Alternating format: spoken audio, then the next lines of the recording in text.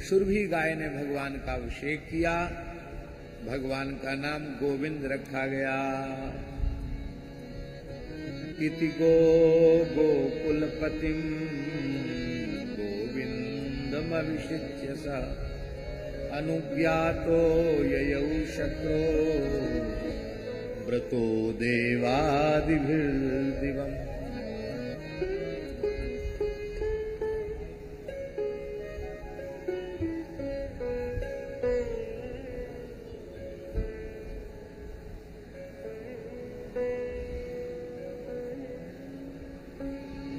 भगवान के दो विशेषण हैं, गोपतिम गोकुलपतिम। गोकुल शब्द का अर्थ यहां केवल गोकुल गांव नहीं है, गोकुल का अर्थ है ब्रज। ब्रजपति हैं श्री कृष्ण और गोपति हैं, माने गौवन के एकमात्र स्वामी हैं, रक्षक हैं। गैयान की रक्षा को काम गोविंद को है, वही वस्तुता यथार्थ में गोरक्षक है। गोकुलपति भी वही है और गोपति भी वही है। उनको गोविंद पद पर अभिषेक करके सुरभि गैया और इंद्र प्रणाम करके चले गए। ये भगवान की प्राण प्यारी गौ माता के द्वारा रखो गयो नाम गोविंद है, तो अपनी आराध्या उपास्या गौ माता के द्वारा रखो गयो नाम गोविंद श्री ठाकुर जी को अत्यंत प्रिय है। कितना प्रिय है जानते हैं? भगवान ने पांडव गीता में कहा, यद गोविंदेति चुक्रोश कृष्णामाम दूरवासिनम ऋण में तत् प्रवृद्धम में हृदयान नाप सरपति। भगवान कह रहे हैं, कौरवों की सभा में द्रौपदी ने मुझे गोविंद कह के पुकारा, मैंने द्रौपदी की रक्षा की, वस्त्रावतार लेकर उसके सील की रक्षा की। महाभारत युद्ध में कौरवों का पांडवों के द्वारा संहार कराया, पांडवों को विजय दिलाई, युधिष्ठिर धर्म चक्रवर्ती सम्राट बन गए। पर ये सब हैवे के बाद हमें ऐसो अनुभव हुए है कि जो द्रौपदी ने आर्त भाव से गोविंद कह के मोहे पुकारो, वह गोविंद नाम को कर्जा अभी उतरो नहीं है। ऋण में तत् प्रवृद्धम में इतना कर्ज बढ़ गया है कि आज भी उस कर्ज के भार से मेरा हृदय हल्का नहीं हो रहा है। भगवान को गोविंद नाम इतना प्रिय है। अब प्रश्न है कि द्रौपदी ने गोविंद कह के क्यों पुकारा? द्वारकाधीश कह के पुकारती, गोविंद कह के क्यों पुकारा द्रौपदी ने? द्रौपदी ने गोविंद कह के इसलिए पुकारा कि द्रौपदी कहना ये चाहती है कि हे श्याम सुंदर, मैं गाय हूं। मैं क्या हूं? गोविंद शब्द का अर्थ है गौओं का स्वामी, और मैं गाय हूं और आप गोविंद हैं, गायों के स्वामी हैं। तो ये कौरव नहीं है, कहवे कि तू ये चंद्रवंशी भरतवंशी क्षत्रिय हैं, पर क्षत्रिय कुल कलंक हैं। गौ ब्राह्मण और सती नारी की रक्षा के लिए परमात्मा ने क्षत्रिय वर्ण की सृष्टि की है। और एक पतिव्रता नारी का वस्त्रहरण करना चाहते हैं, ये क्षत्रिय नहीं है, ये कसाई है। तो मैं 100 कसाईयों से घिरी भई गाय हूं, और भैया गैया को बचाए व्यवहारो तो गोविंद ही है सके। यासों द्रौपदी ने गोविंद कह के पुकारी। गोविंद नाम को कितनो महात्मा है जानो? गोकोटिदानम ग्रहणे सुखासी महे प्रयागे शतकल्पवासी यज्ञायुतम मेरु सुवर्णदानम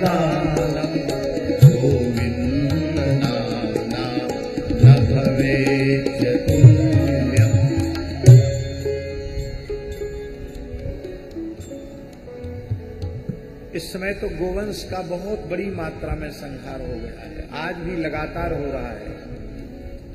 60 से 70 हजार गाय इस देश में रोज मौत के घाट उतार दी जाती है। पूरे देश का आंकड़ा देखा जाए 60 से 70 हजार गाय प्रतिदिन। गैया कहां है? 140 करोड़ की संख्या हो गई है जनसंख्या देश की, और गैया अधिक से अधिक 8 से 10 करोड़ गैया है। 80 करोड़ हिंदुओं पे यदि गाय बांटी जाए तो 10 हिंदुओं के हिस्से में एक गाय आएगी सेवा के लिए। इतना कम हो गया है गोवंश।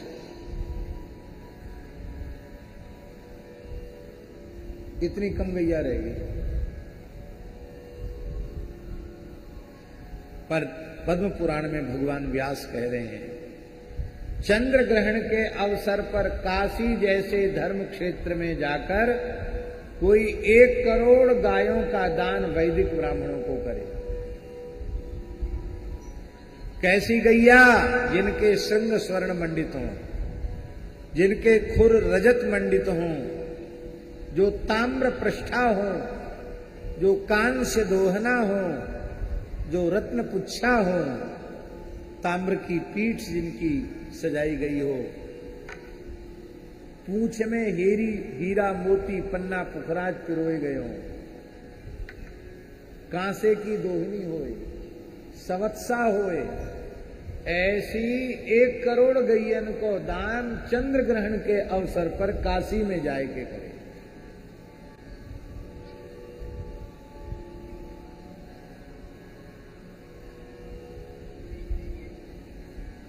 माघ में तीर्थराज प्रयाग में कल्पवास की बड़ी महिमा है।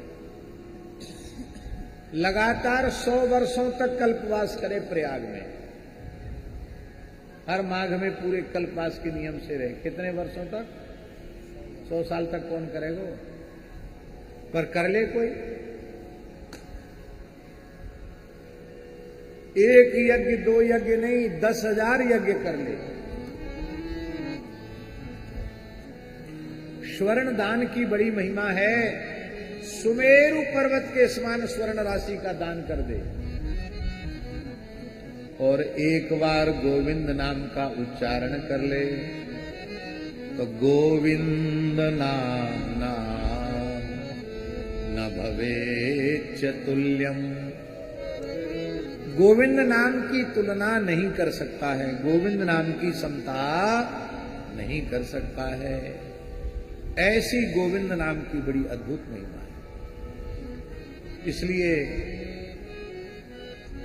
ठाकुर जी सर्वाधिक प्रसन्न होते हैं जब उनको कोई गोविंद कह के पुकारता है। राधा गोविंद भगवान की जय। भगवान को गोविंद नाम खूब प्रिय है, इसलिए खूब गोविंद नाम का कीर्तन करना चाहिए। वैष्णव धर्म की भगत जी 3 निष्ठाएं प्रधान हैं।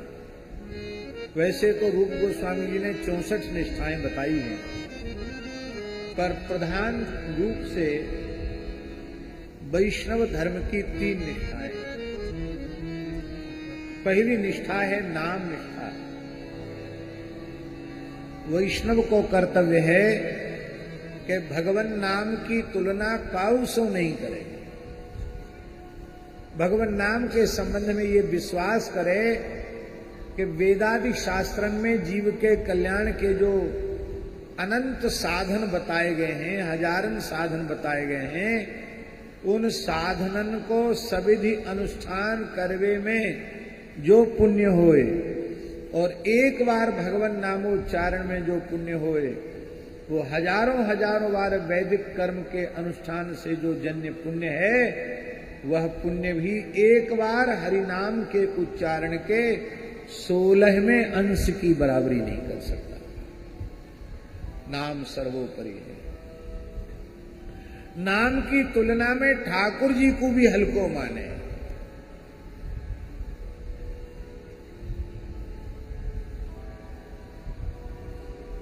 आपको सबको पता है, द्वारका लीला में भगवान नाम ही सर्वोपरि है। ये सिद्धांत का ज्ञान कराने के लिए देवर्षि नारद जी द्वारिका पधारे और पारिजात के कल्प वृक्ष के पुष्प श्री कृष्ण को दे दिए और श्री कृष्ण ने स्वाभाविक रूप से अपनी वामांग में बैठी हुई रुक्मिणी जी को दे दिए और नारद जी वहां से नारायण नारायण करते हुए सत्यभामा जी के महल में आ गए। सत्यभामा जी ने नारद जी का बड़ा स्वागत सत्कार किया।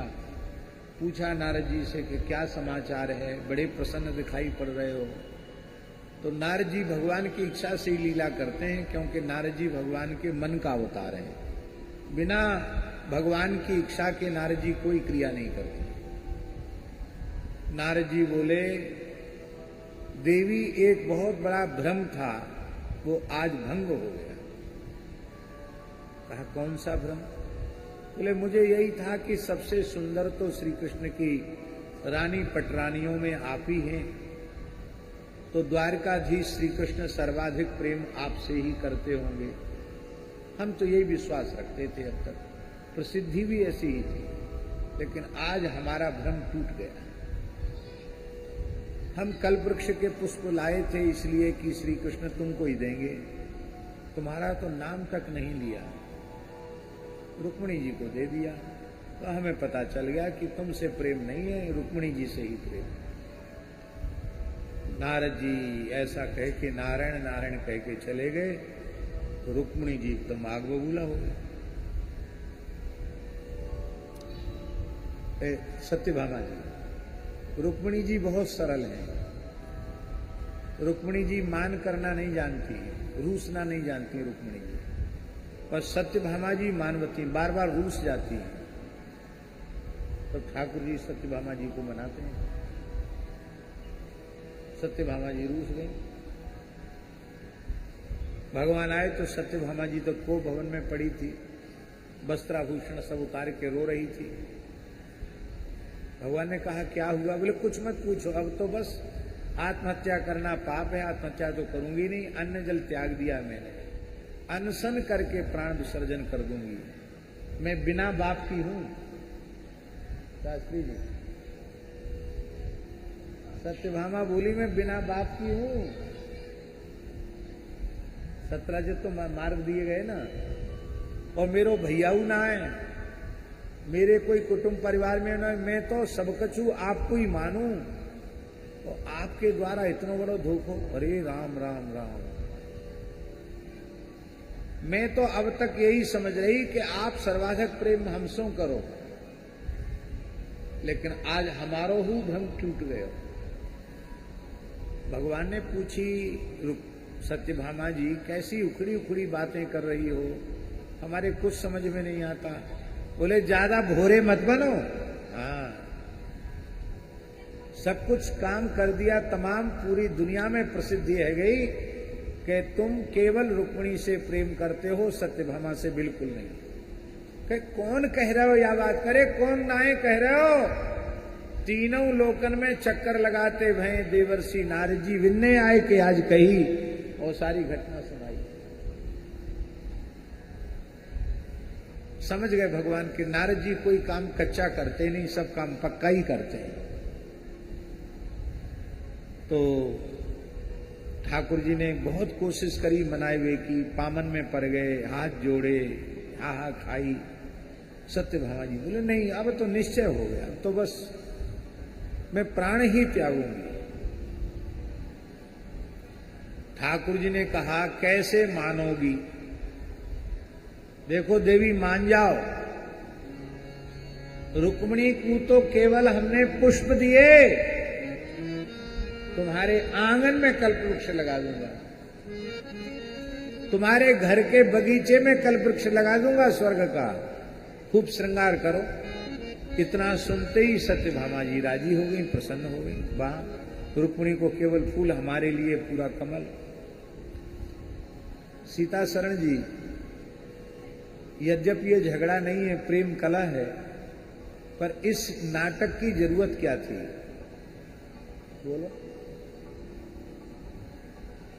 इस नाटक की इसलिए जरूरत पड़ गई कि ठाकुर जी लीला के माध्यम से संदेश दे रहे हैं, एक ही ब्याह करो। हाँ, हमारे जैसे ज्यादा ब्याह मत कर लो, नहीं तो कहूं ये रूस गई तो याकू मनाओ, वो रूस गई तो वाकू मनाओ, मनामते वही जीवन चलो जाएगा। हाँ,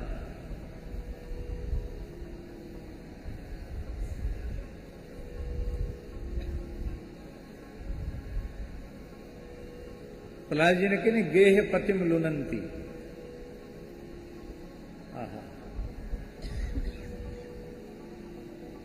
दो ब्याह करवे वारन की हालत कहा होए।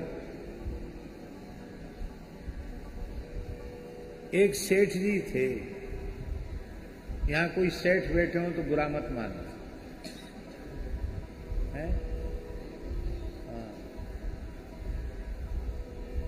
तो एक सेठ जी थे, उन्होंने दो ब्याह करे और दोनों में बाज गई लड़ाई। तो कैसी शांति तो घर में स्थापित करनी है, उन्होंने बंटवारा कर दिया। ऊपर का मंजिल बड़ी वाली का, नीचे का मंजिल छोटी वाली का। अब अपने व्यापार से आवे, गद्दी से आवे, तो दोनों को राजी करना है। इसकी नजर बचा के उसके पास जाए, उसकी नजर बचा के इसके पास जाए, और दोनों से यही कहें कि सबसे ज्यादा प्रेम हम तुमसे ही करते हैं। नीचे वारी सो गई, तब धीरे से वो ऊपर जाने लगे, जीना चढ़ के। भीतर ही भीतर जीना था, सीढ़ी,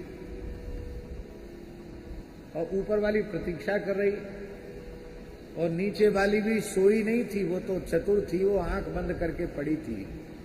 उसने देखा ये उठे तो बाने पकड़ लिए पाम, और ऊपर वाली ने पकड़ लिए हाथ। अब ऊपर वाली खींचे तो ऊपर खींच के ले जाए, बेचारो घसता लगतो भयो जाए ऊपर तक। फिर नीचे वाली पान पकड़ के खींचे तो फिर नीचे घिसट तो वही चलो जाए बेचारो। वो कह रही छोड़ दो भगवान, लेकिन छोड़े दोनों में कोई ना है। एक चोर वाई समय चोरी कर गया, सुभाष सुना हो कि नहीं? एक चोर चोरी करवे आयो, वो अपने चोरी को सवरो सामान सट्टो ऐसे ही पोटरी में बंधो भयो धर के तमाशो देख रहे हो। वाकू बड़ी जोर की हंसी आई। हंसी आई तो सेठ ने देखी कि हमारे घर में कौन हंस रहा है। देखी तो चोर, तो दोनों सिठानी और सेठ तीनों चिल्लाए चोर चोर चोर चोर। चोर को पकड़ लिया, तीनों ने मिलकर पकड़ लिया। चोर को ले गए, राजाओं का जमाना था, राजा ही दंड देता था। राजा ने पूछी, चोर के हाथ काटे जाते हैं, इसको हाथ काटने की सजा दे देते हैं।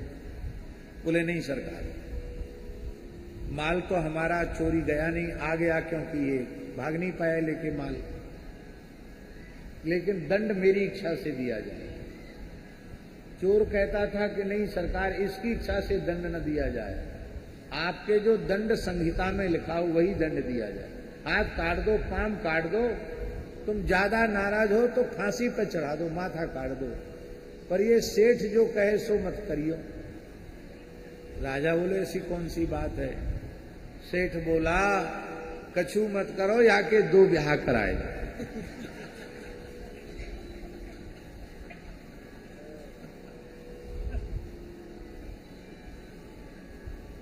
संपूर्ण जीवन सजा में परिवर्तित हो जाएगा, सारा जीवन सजा में बदल जाएगा।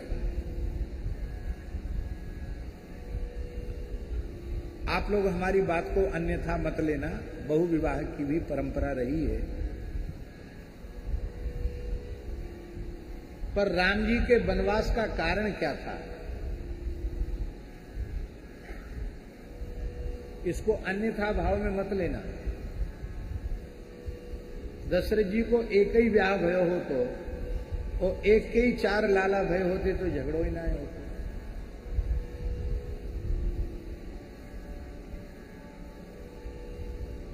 पर झगड़ा हुआ तो यद्यपि वो झगड़ा नहीं था, वो तो भगवान की लीला है, लेकिन एक संदेश है। इसलिए भगवान श्री राम ने एक पत्नी व्रत का पालन किया। तो ठाकुर जी सत्यभामा और रुक्मिणी के कलह के माध्यम से प्रेरणा दे रहे हैं, हे पुरुष वर्ग के लोगों, एक पत्नी व्रत धारण करो।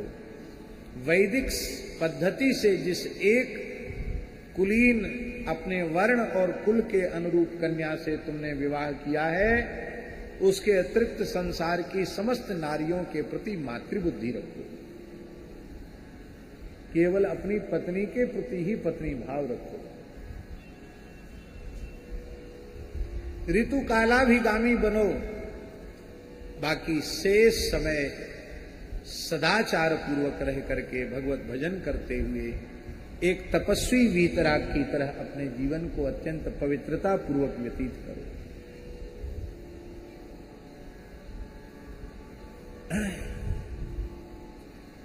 सीता जी को वाल्मीकि महर्षि के आश्रम में पहुंचा दिया। उसके बाद राम जी ने कई यज्ञ किए।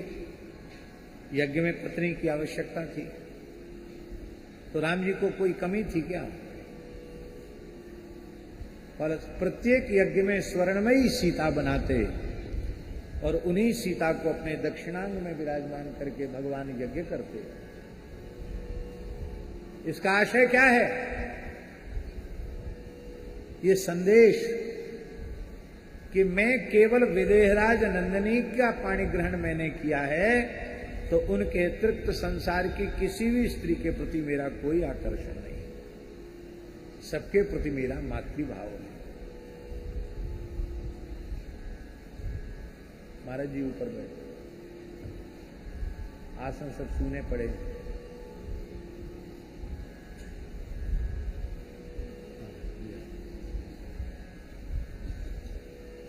श्यामा प्यारी कुंज बिहारी, जय जय श्री हरिदास दुलारी। श्यामा प्यारी कुंज बिहारी, जय जय श्री हरिदास दुलारी। जय जय श्री राधे। भगवान ने सत्यभामा जी के आंगन में अपने वचन की पूर्ति के अनुसार कल्प वृक्ष स्थापित कर दिया। अब तो बड़ा उत्सव द्वारिका में मनाया गया। इतने पुष्प होते कि केवल भगवान कृष्ण की 16,100 रानी पटरानी अपने केसों का श्रृंगार नहीं करती, द्वारिका की अन्य नागरियां भी अपने केस पास में कल्प वृक्ष के पुष्पों को धारण करने लगी। बड़ी शोभा हुई। सत्यभामा जी ने सोचा ये सब नारद जी की कृपा है। नारद जी आके ऐसा न कहते तो काहे को कल्प वृक्ष लगते हमारे आंगन में। तो श्री नारद जी एक दिन पधारे तो बढ़िया कल्प वृक्ष के फूलन को गजरा बनाए के गुरु जी को धारण करायो। नारद जी की जूड़ा में, नारद जी के कर कमल में खूब सुंदर पुष्प के हार बनाए के सत्यभामा जी ने धारण करा। नारद जी ने कहा, अच्छो ये तो कल्प वृक्ष के पुष्प हैं। अरे गुरु जी सब आपकी कृपा है, आप न कहते तो काहे को हमारे आंगन में कल्प वृक्ष लगतो। अब एक बात हो रही, अब आप कहूं मत कहियो कि श्री कृष्ण हमते कम प्रेम करें, सबते अधिक प्रेम हमसो ही करें। देखो हमारे आंगन में कल्प वृक्ष लगो भयो, पर बात एक है। कहा बात है? बोले बात एक है। क्या बात है? बोले ये कृष्ण हमें सदा सर्वदा मिले रहें, इनसे हमारा कभी वियोग न हो, कभी विछोह न हो, ऐसी कृपा आप हमारे ऊपर करें। नारद जी तो भगवान कृष्ण से अधिक उनके नाम की महिमा है, इस रहस्य का ज्ञान कराना चाहते थे। इसलिए भगवान श्री कृष्ण ने कहा, नारद जी ने कहा कि देखो सत्यभामा जी, इसका तो एक ही उपाय है। जो वस्तु दान की जाती है सुपात्र को, वही अनंत जन्मों तक मिलती रहती है, कभी उसका अभाव नहीं होता है। यदि तुम श्री कृष्ण का दान कर दो किसी सुपात्र को, तो फिर जब कभी भी तुम्हारा जन्म होगा श्री कृष्ण ही तुम्हें पति रूप से मिलेंगे। सत्यभामा जी बातों में आ गई। वो तो सोचती थी खाली संकल्प पढ़ना है, ठाकुर जी थोड़ी कहीं जाएंगे। बोले महाराज सुपात्र कहां से खोजें? नारद जी बोले वैसे तो हम विरक्त महात्मा हैं, संकल्पित दान पुण्य नहीं लेते। संकल्पित दान लेना गृहस्थ ब्राह्मणों का काम है, बाबा जियों का काम नहीं है। हम संकल्पित दान नहीं लेते, लेकिन यदि श्री कृष्ण का दान मिले तो संकल्प पूर्वक भी ले लेंगे, कोई बात नहीं। तो नारद जी ने संकल्प बोला और अच्युत गोत्रोत्पन्नाय देवर्षि नारदाय तुभ्यमहम संप्रददे। जैसे ही दान का जल हाथ में आया श्री नारद जी के, नारद जी ने अपनी वीणा ठाकुर जी को दे दी। बोले अब तुम हमारे दान में आए हो, चलो हमारे संग। कहाँ? बोले कहाँ? अरे को यजमान ब्राह्मण को गैया को दान करे तो गैया को गिरमा पकड़ाए दे, और जहां जहां वो जाए वहां गैया जाए। आप हमें दान में मिले हो, अब रहो हमारे संग। ये बीणा वाले जो होते हैं ना, बड़े उस्ताद, वो जब मंच पर प्रस्तुति देने आते हैं तो खुद उठा के नहीं लाते हैं। एक उनका चेला होता, वो ऐसे वीणा सितार लेके आता है। तो वैसे ही नारद जी गुरु जी के रोल में, अभिनय में, और श्री ठाकुर जी शिष्य के अभिनय में वीणा लेके जाने लगे। सत्यभामा जी ने रोना शुरू किया, गुरुजी ये क्या कर रहे हैं, इनके बिना तो सारी द्वारिका सूनी है। अरे बोले देखो, दान की हुई वस्तु को दाता अपने पास रखता है तो बड़ा दोष लगता है। तुमने जब दान कर दिया तो तुम्हारे पास थोड़ी रहे, अगले जन्म में मिलेंगे। बोले अगलो जन्म देखो कौन है, या जन्म में हमारो मरवो है गयो। बहुत रोई सत्यभामा, पूरे द्वारिका में हाहाकार मच गया। ठाकुर जी ने भी समझाया, अब तो दान कर दिया, अब तो हम इनके ही समझा। हाहाकार मच गया। तब फिर लोगों ने नारद जी से कहा, संत हृदय नवनीत समाना, आप तो मक्खन के जैसे हृदय के हो, आप दया करो, देखो सबरे द्वारिका वासी रोई रहे हैं। नारद जी ने कहा, वैसे तो हमें दया नया नहीं आ रही आज। क्यों? ठाकुर जी मिल जाएं फिर ठाकुर जी को छोड़े कौन। लेकिन चलो, हम लोग भिक्षा लेते हैं साधु, और रोग आके जो दे उसकी नहीं लेते हैं। तुम लोग बहुत रो रहे हो, कोई बात नहीं, लेकिन दोष लगेगा क्योंकि तुमने संकल्प पूर्वक दिया है। इस दोष की निवृत्ति के लिए ऐसा करो, श्री कृष्ण के बराबर तौल कर सोना दे दो। श्री कृष्ण के बराबर तोल कर सोना दे दो, धन दे दो, तो निष्क्रय भूत जो द्रव्य है उससे उस संकल्प की पूर्ति कर ली जाए। सत्यभामा जी के पास सोना बहुत था, क्योंकि उनका बाप सत्राजित सिमंतक मणि लाया था, जो 8 भार सोना उगलती थी, लगभग 886 क्विंटल सोना।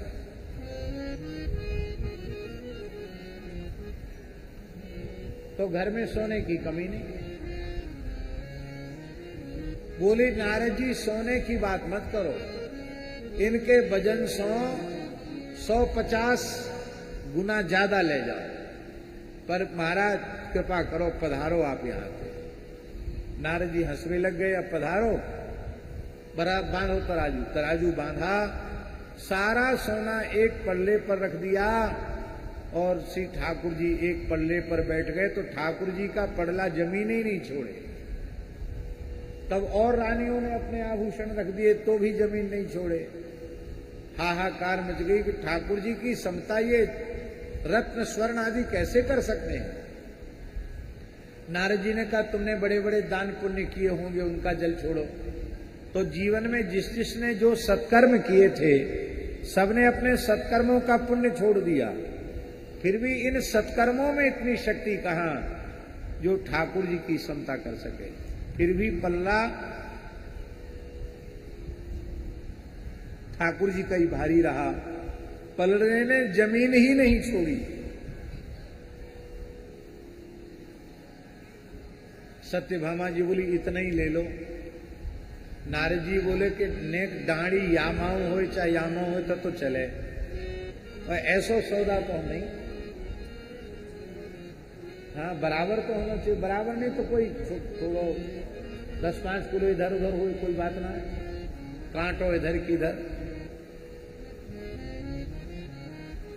अब समस्या का समाधान कैसे हो? नारद जी ने कहा तुम अपनी बड़ी रुक्मिणी से पूछ लो।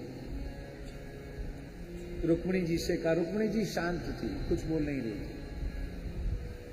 कहा जी अब तक के मेरे जो भी अपराध हैं क्षमा करो, अब बताओ ठाकुर जी जाए नहीं रह जाएं द्वारिका में, सो उपाय बताओ। रुक्मिणी जी ने कहा एक तुलसी को पत्ता लाओ। तो तुलसी को दल पत्ता लेके आई सत्यभामा जी, और श्री रुक्मिणी जी ने तुलसी के पत्ता पे लिख दियो श्री कृष्ण। क्या लिख दियो?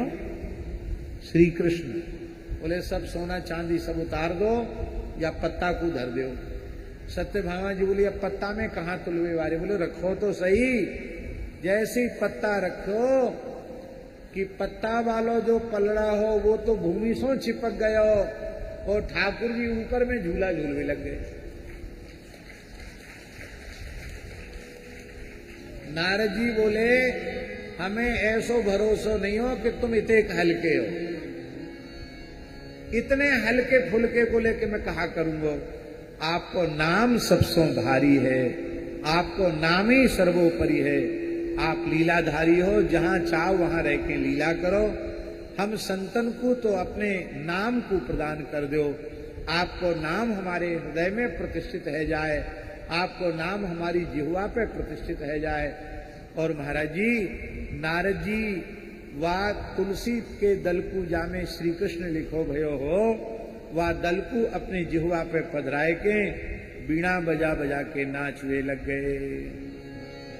राधा रानी को जितना प्रसन्न जल्दी प्रसन्न करना, उनके सामने खूब कृष्ण नाम संकीर्तन करो, राधा रानी तगड़ी हो जाएगी, उनकी दुर्बलता समाप्त हो जाएगी।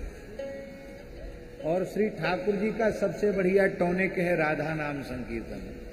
ठाकुर जी को पुष्ट करने का एक ही उपाय है, उनको प्रसन्न करने का एक ही उपाय है। ठाकुर जी को राजी करो, खूब राधा नाम कीर्तन करो। क्या करें, हमारी बड़ी कमजोरी है, हम कीर्तन करने लग जाते तो हमको फिर कथा का मन खत्म हो जाता है। इतना सुख मिलता है कि लगता सबरी कथा है गई, अब कोई कथा बाकी नहीं।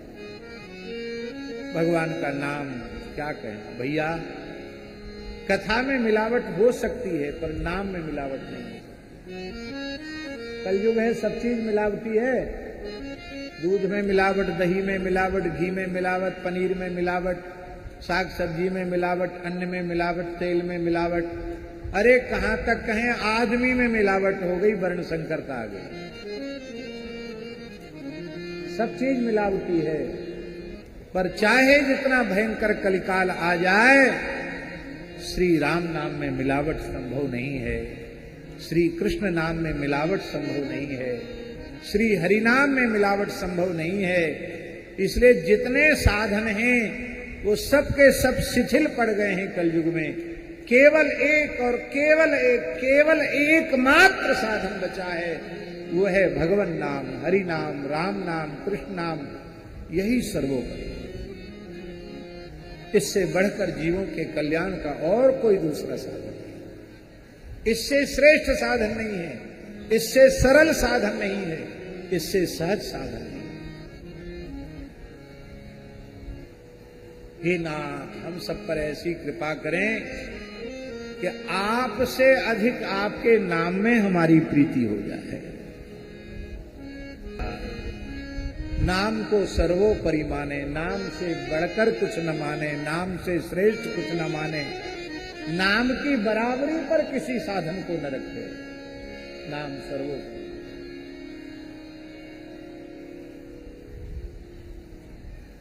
हमारे इस भाव का गलत अर्थ मत लगा लेना। श्री बिल्वमंगल महाप्रभु का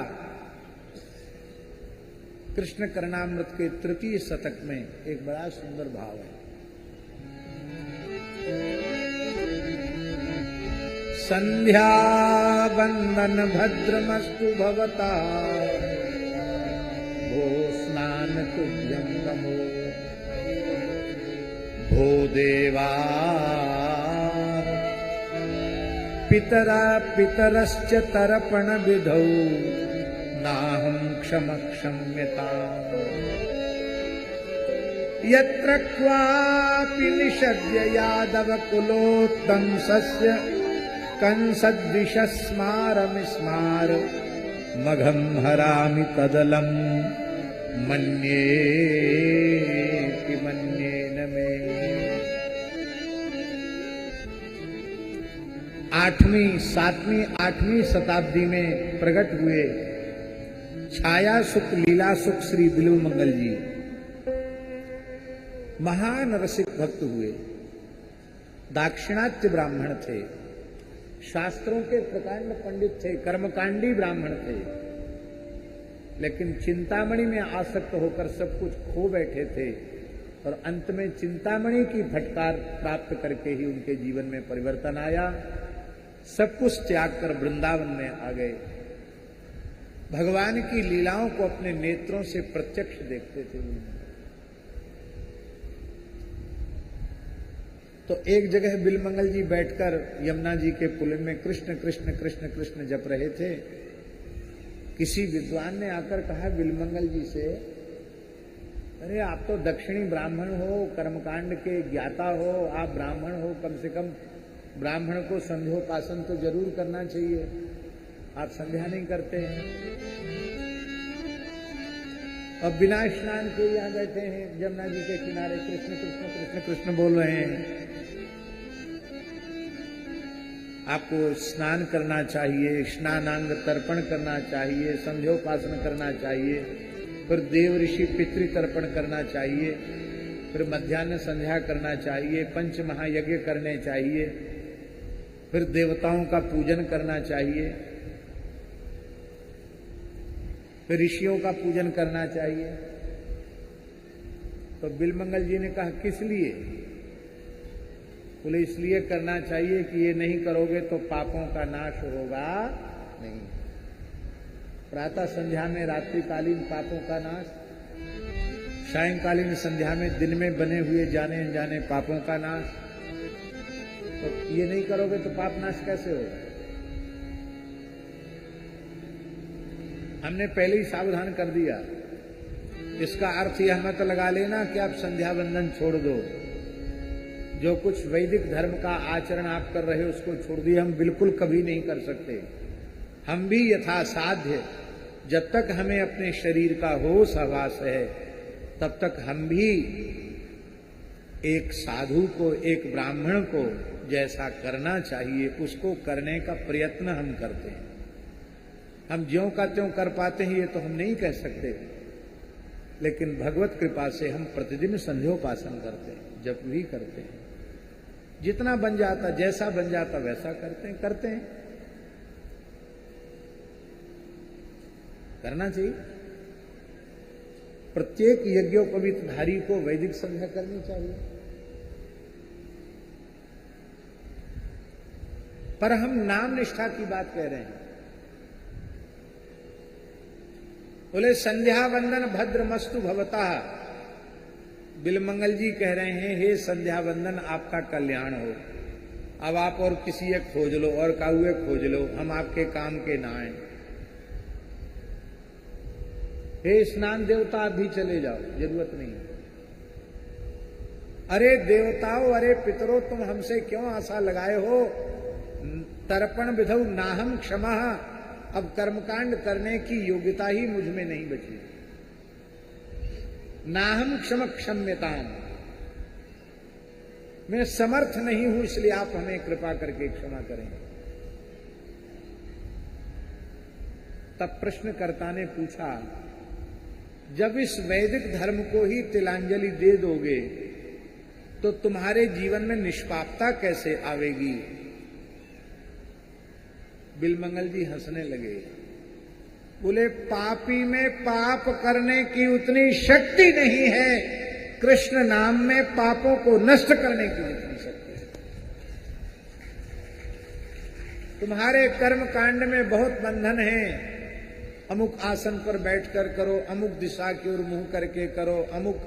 अब देखो संध्योपासन में भी कुशहीना तु संध्या संध्या तिलहीनम तु तर्पणम, बिना कुशा की संध्या, बिना तिल का तर्पण ऊषर में बीज डालने के समान है लिखा है। इसका मतलब तिल जरूरी है तर्पण में, संध्योपासन में कुश जरूरी है, इसलिए कुछ नहीं तो कुश की पवित्री धारण कर ली जाती है। हमारे नाम में कोई आग्रह नहीं है कि किस दिशा की ओर बैठ के जपो, किस दिशा की ओर बैठ के न जपो, कौन से आसन पर बैठ के जपो, कौन से आसन पर बैठ के न जपो। आपने करह सुना है? करह धाम मुरैना के पास है करह, हम कई बार होके आए, बड़ी दिव्य जगह है। भगवत साक्षात्कार संपन्न परम सिद्ध संत श्री बाबा राम रतन दास जी महाराज पटिया वाले बाबा सरकार वहां विराजते थे। एक पत्थर के पटिया पर बैठ के राम नाम जपा उन्होंने और भगवान का प्रत्यक्ष दर्शन प्राप्त किया। आज वो पटिया सिद्ध हो गया।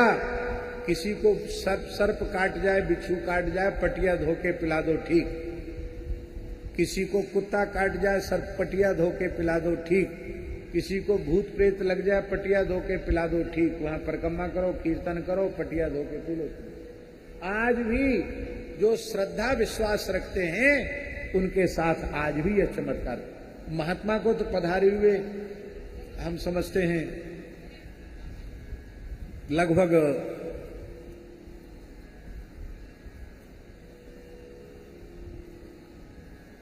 60 वर्ष के करीब हो गया हो, पर इतने समय से पटिया की पूजा हो रही है,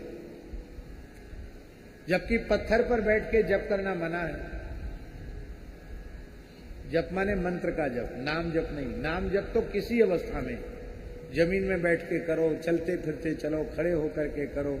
नाम जप में कोई बंधन नहीं। तो यत्र क्वाप निषद्य, चाहे जहां बैठकर, जहां मन लग जाए वहीं बैठ जाओ। यादव कुलोत्तम से कंसद्विषा, यदुवंश विभूषण श्री कृष्ण का नाम मैं लेता हूं। स्मारम स्मारम अघम हरामि, कृष्ण कृष्ण जप करके सारे पापों का नाश करता हूं। तत् अलम, मेरे लिए, मेरे कल्याण के लिए कृष्ण नाम ही पर्याप्त है। अब हमें अन्य किसी साधन की आवश्यकता नहीं है। ये निष्ठा उन लोगों के लिए है जो बिलमंगल जी के जैसे अहर्निश कृष्ण कृष्ण जपते हैं, जिनके रोम रोम से कृष्ण शब्द प्रकट होता है। हम दिन भर प्रपंच की बातें करते हैं, ठूस ठूस के खाते हैं, रात में सोते हैं, दिन में माला लेके भी सो जाते हैं। तो ऐसे लोगों के लिए तो जब तक शरीर का होश हवास व्यवहार है, वैदिक धर्म का पालन करते हुए उन्हें भगवान नाम जप करना चाहिए। ऐसी स्थिति हो जाए और सब छूट जाए तो छोड़ने का दोष नहीं लगेगा। तो पहली निष्ठा कौन सी निष्ठा? नाम निष्ठा। दूसरी निष्ठा एकादशी व्रत निष्ठा।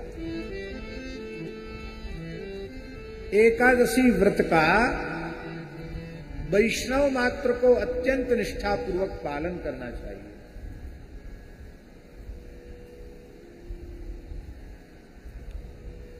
श्री रामानंद संप्रदाय में, श्री निम्बार्क संप्रदाय में, श्री माध्व संप्रदाय में, श्री विष्णु स्वामी संप्रदाय में और श्री रामानुज संप्रदाय में, सभी वैष्णव संप्रदायों में निष्ठा पूर्वक एकादशी व्रत करने की आज्ञा दी गई है।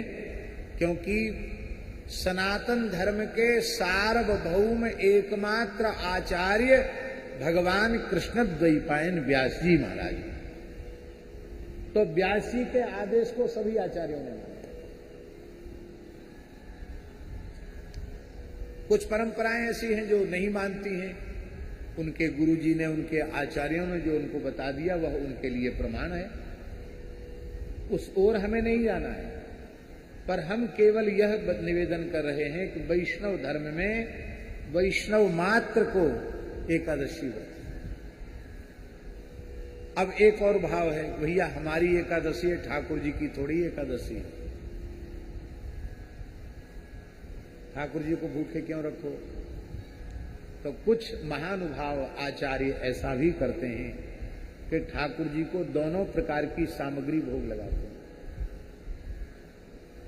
नित्य जो राजभोग धराते वो भी रहता है और फलाहार भी रहता है। तो फलाहार प्रसाद ले लेते हैं और वो जो एकादशी को जो भगवान को भोग धराया गया है थार में, उस प्रसाद को द्वादशी में लेकर पारण कर लेते हैं।